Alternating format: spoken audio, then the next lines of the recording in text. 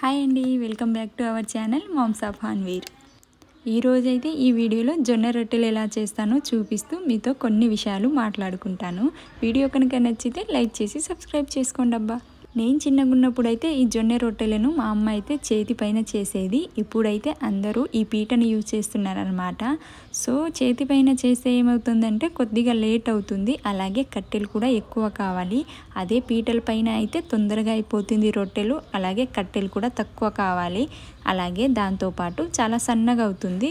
అదే చేతి పైన చేస్తే కొద్దిగా మందం అలా అవుతుంది, బట్ తినడానికి అదే బాగుంటుంది. దాన్ని పెంక పైన కాలుస్తారు. దీనికైతే చపాతీ తవ్వ ఉంటుంది కదా, దాని మీద దీన్ని కాలుస్తారనమాట. సో దానికి దీనికి చాలా డిఫరెన్స్ ఉన్నాయి. ఫస్ట్లో పిండి ఎలా కలపాలో చెప్పలేదు కదా, మనం అప్పలు చేస్తాం కదా, దానికి వేడి వాటర్తో అలా బియ్యం పిండిని కలుపుతాం కదా, సేమ్ అదే ప్రాసెస్లో ఫాలో అయిపోండి. దాని దగ్గర జొన్న పిండిని తీసుకొని వేడి వాటర్తో కలిపేయండి అన్నమాట. ఆ కలిపేసిన పిండిని సేమ్ అప్పల పిండి ఎలా అయితే కొద్దిగా మందంగా, మెత్తగా కాకుండా కొద్దిగా మందంగా అలా కలుపుకుంటాం కదా, అలాగే దీన్ని కూడా కలిపేయాలి. ఇలా నేను చూపిస్తున్నాను కదా, ఆ విధంగా దాన్ని బాగా కలిపిన తర్వాత రౌండ్గా చేసేసి రొట్టెల్లా ఒత్తుకోవడమే. అంతే, సింపుల్ ప్రాసెస్. మీకు చూస్తే అర్థమైపోతుంది, నేను చెప్పక్కర్లేదనుకుంటున్నాను. నా వీడియోలు చూసి నన్ను చాలా బాగా సపోర్ట్ చేస్తున్నారు. అందరికీ థ్యాంక్ యూ అండి, మీరు సపోర్ట్ చేస్తున్నందుకు.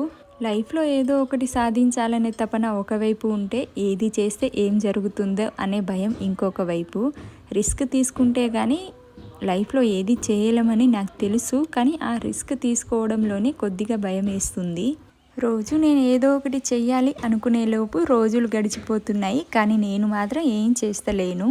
గడిచిన కాలం తిరిగి రాదని నాకు కూడా తెలుసు, కానీ ఓపిక పడితే ఏదో ఒక దాంట్లో బెటర్గా సెట్ అవుతాను అన్నట్టు చూస్తున్నాను. ఇంకా ఏదైనా గవర్నమెంట్ జాబ్ రావాలి అంటే దానికి లక్ ఉండాలి. ఆ లక్ ఉందో లేదో పక్కన విషయం. చిన్న యూట్యూబ్ చేస్తున్నాను కదా, ఈ యూట్యూబ్ షార్ట్ చేయడంలోనే నేను ఒకటి చేస్తే ఇంకొకటి అవుతుందన్నమాట. నేను ఏదైతే ఎక్స్పెక్ట్ చేసి అప్లోడ్ చేస్తానో ఆ వీడియోకి వ్యూస్ రావు, ఏదైతే ఎక్స్పెక్ట్ చేయకుండా వీడియో పెడతానో దానికి వ్యూస్ వస్తుంది. అదేంటో మరి, అందుకే కొన్ని విషయాల్లో అలా భయం వేస్తూ ఉంటుంది. లైఫ్లో పెద్ద పెద్ద కోరికలు ఏం లేవబ్బా. డబ్బులు బాగా సంపాదించాలి అలాంటి కోరికలు ఏం లేవు. నాకంటూ ఎవరి దగ్గర డబ్బులు అడగకుండా నాకంటూ నేను బతకాలి ఫ్రీడమ్గా. నాకు నచ్చినవి నచ్చినట్టు కొనాలి నా డబ్బులతో.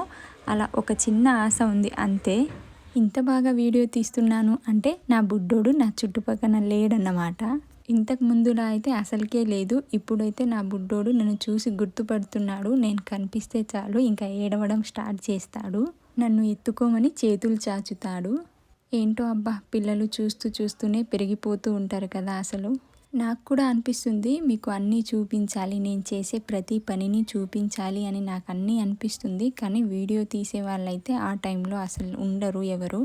నాకంటూ నేనే వీడియో తీసుకోవాలి. ఆ టైంలో ఫోన్ దగ్గర ఉంటే వీడియో తీసుకుంటా, లేకపోతే మా బుడ్డోడు నా చేతిలో ఉంటే ఇంకా ఆ ఫోన్తో వీడియో కూడా తీయడం అస్సలకే కుదరదు. నేను వీడియో తీస్తే మా బుడ్డోడు అదే ఫోన్ని పట్టుకుంటూ ఉంటాడు. సో వీడియో తీయడం అయితే కుదరదు. నాకు కుదిరినంతలా నేనైతే వీడియో తీయడానికి ట్రై చేస్తూ ఉంటాను.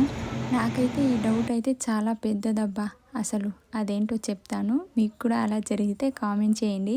నేను తినడం స్టార్ట్ చేసినప్పుడల్లా ఏడుస్తూ ఉంటాడు. అప్పటి వరకు బాగానే ఆడుకుంటాడు, ఎంత శబ్దం వచ్చినా అటు ఇటు చూస్తూ ఉంటాడు. కానీ నేను ప్లేట్ పట్టుకుంటే చాలు ఇంకా ఏడవడం అయితే స్టార్ట్ చేస్తాడు. అందరూ అంటారు నువ్వు తిను మేము చూసుకుంటామని, కానీ నాకే అలా ఏడుస్తుంటే తినబుద్ధి కాదబ్బా. అందుకే చేతులు కడుక్కుంటాను. ఇంకా వాడిని ఊకోబెట్టిన తర్వాతనే నేను తినడం స్టార్ట్ చేస్తాను. వీడియో అయితే ఇంతే అబ్బా. ఎవరికైనా నచ్చితే సబ్స్క్రైబ్ చేసుకోండి, అలాగే ఒక చిన్న లైక్ ఇచ్చేయండి.